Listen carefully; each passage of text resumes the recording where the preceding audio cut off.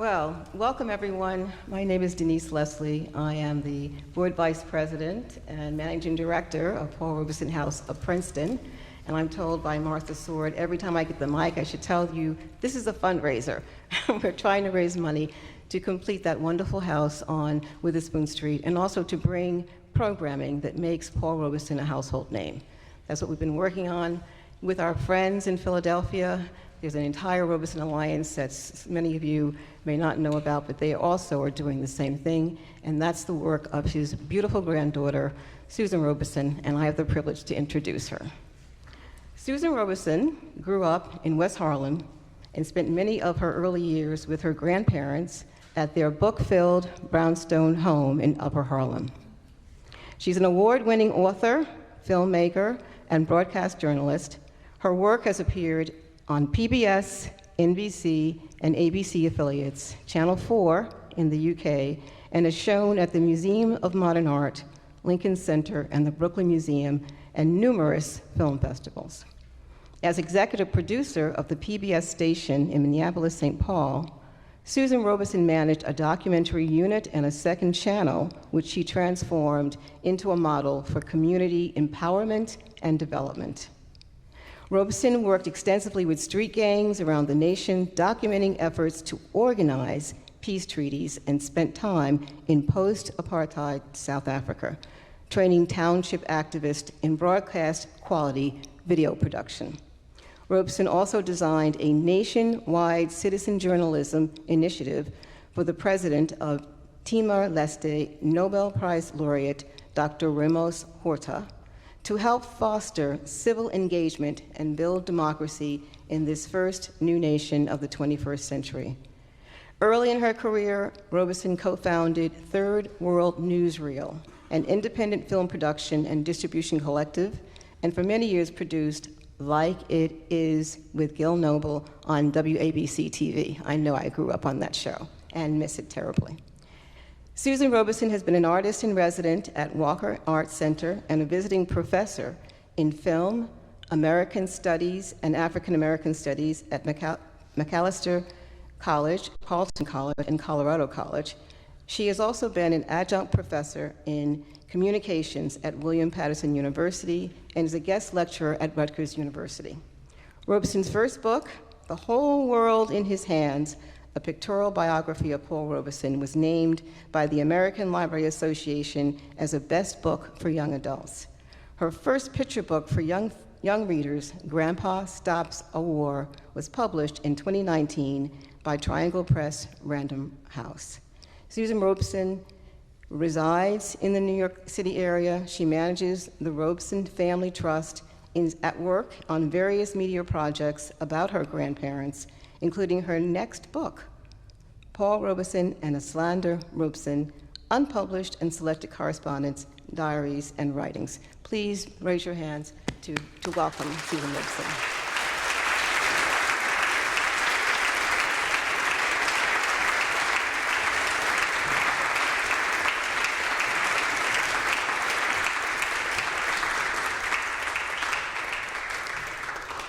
Well, thank you, Denise, for that lovely introduction.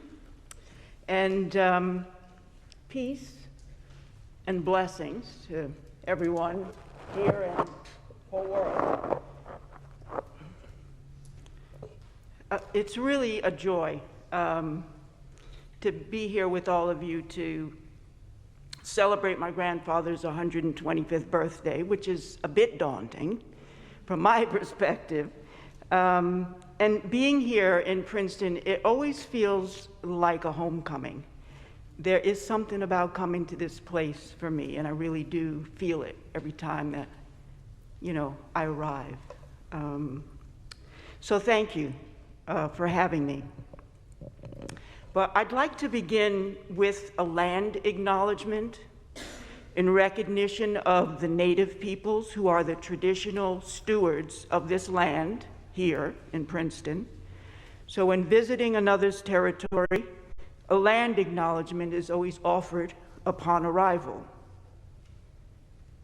We are in Lenape-Hoking, the ancestral lands of the Lenape people.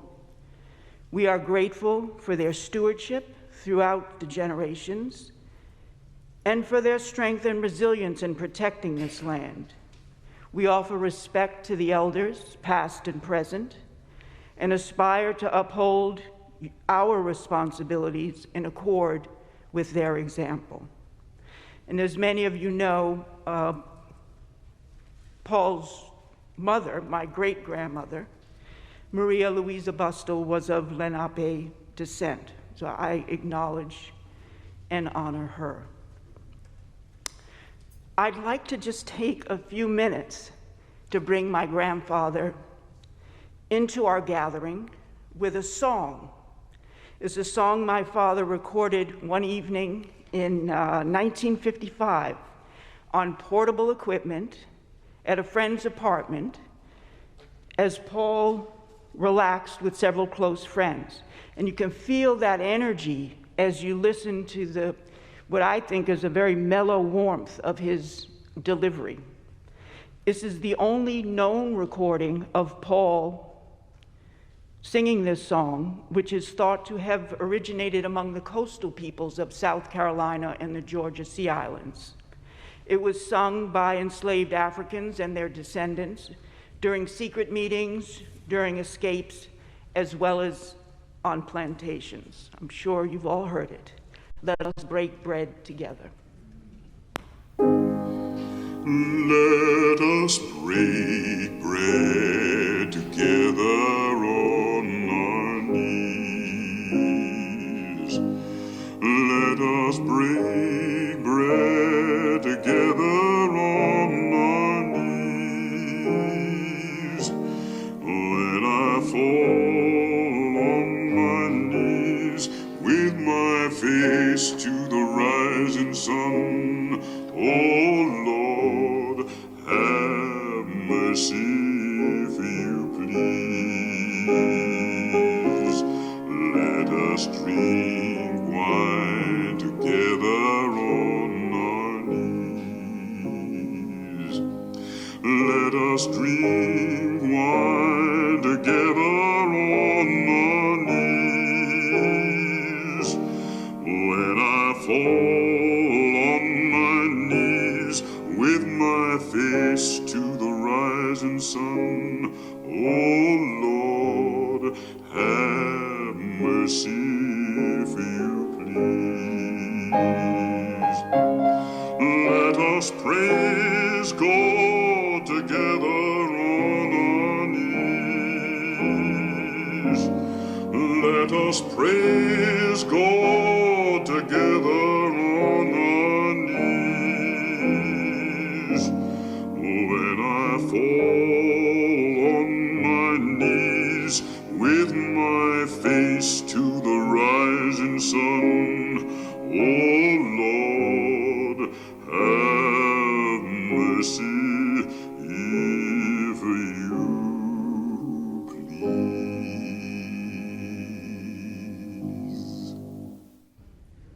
Yeah, that's the voice. I remember actually in that time. It's quite beautiful just being here listening in this space. So Paul was about freedom now. And he always said, I'm looking for freedom, full freedom, not some inferior brand. And he broke the mold and the spell of the go slow, don't rock your boat, gradualism of Black leaders in his day. He paved the way for the mass civil disobedience that radicalized the civil rights movement of the mid-50s, actually right in that time, and onward. And the heart and soul of Paul's repertoire, the African-American spiritual, fueled that movement, just as it fueled resistance to enslavement with its coded messages. But two deep-seated beliefs guided my grandfather. One, freedom is not divisible, good for some but not good for others. Human rights, justice are not divisible, that is good for some and not good for others. The second was that the function of freedom is to free another. As Toni Morrison put it, if you are free, you need to free somebody else. If you have some power, then your job is to empower somebody else. These are the ideals of a citizen of the world, and it infused everything Paul did, personally, politically, and especially in music, in his music. This citizen of the world ideal has ancient roots. 2,400 years ago, Diogenes, the biographer of great Greek philosophers, was asked where he came from. And he said, "I am a citizen of the world," in Greek. Socrates declared, "I am not an Athenian or a Greek, but a citizen of the world." 3,000 years ago, the great Tamil poet-philosopher Kanyan Pungundranar wrote, "To us, all towns are one, all men our kin, all places in the universe our place, all citizens in the universe our relations and friends."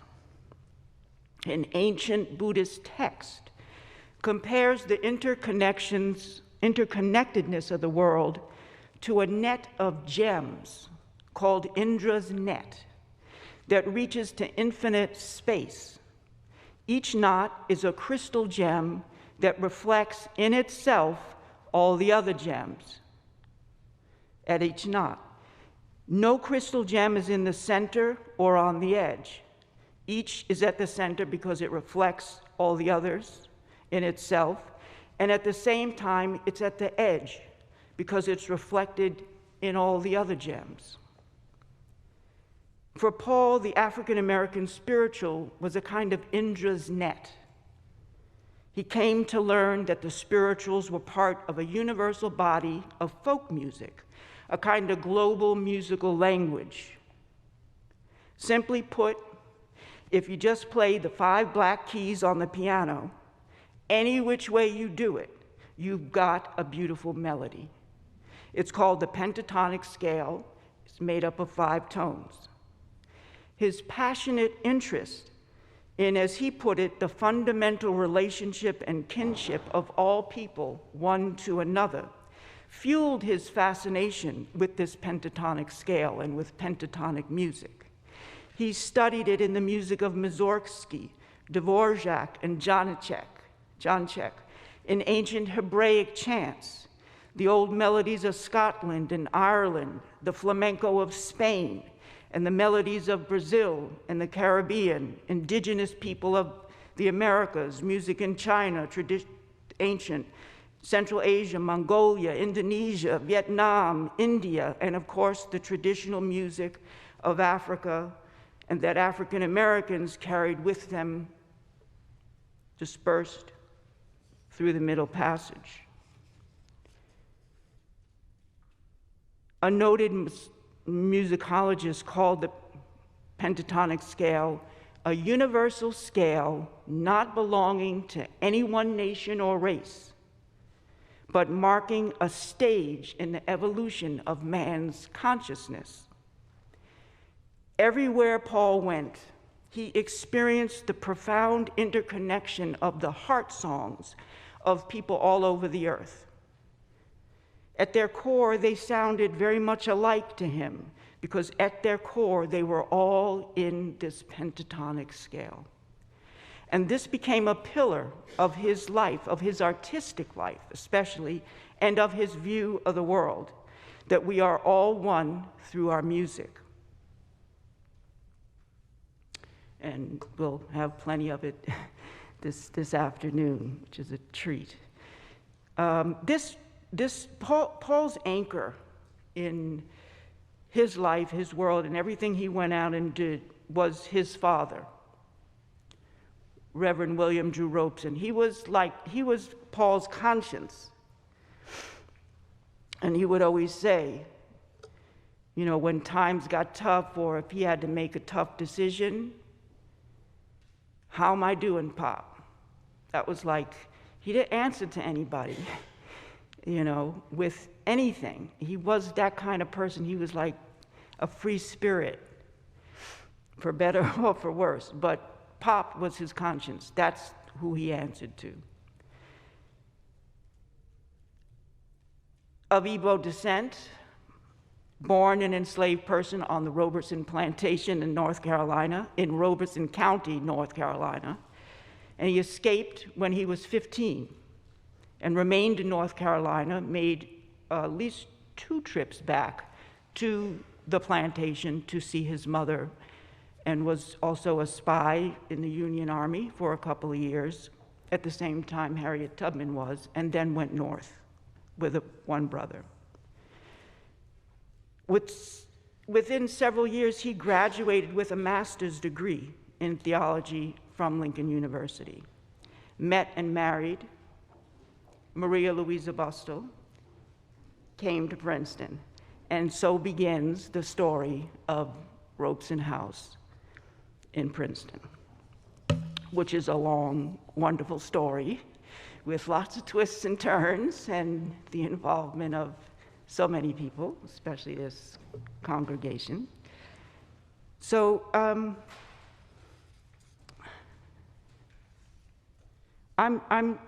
really touched by the commitment, the love, first off, and the commitment to my grandfather and his legacy that pours into the work of everything that's being done in Princeton and through this Paul Robeson Alliance, this 125th year, to keep his spirit and his legacy alive. And it's different from other years. We celebrate his birthday, but this year-long effort is really beautiful to experience, and the approach of all the creativity that's within it. It's not just like hitting the nail on the head, and all the partnerships that are long-term.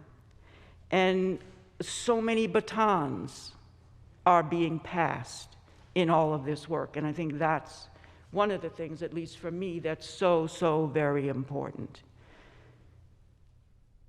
It reminds me, like what's going on here in Princeton in particular, it reminds me of the ancient wisdom of the Iroquois nation that talks about how to act in the way of 7 generations. This is what it is. When you sit in council for the welfare of the people, you must not think of yourself or of your family, not even of your generation.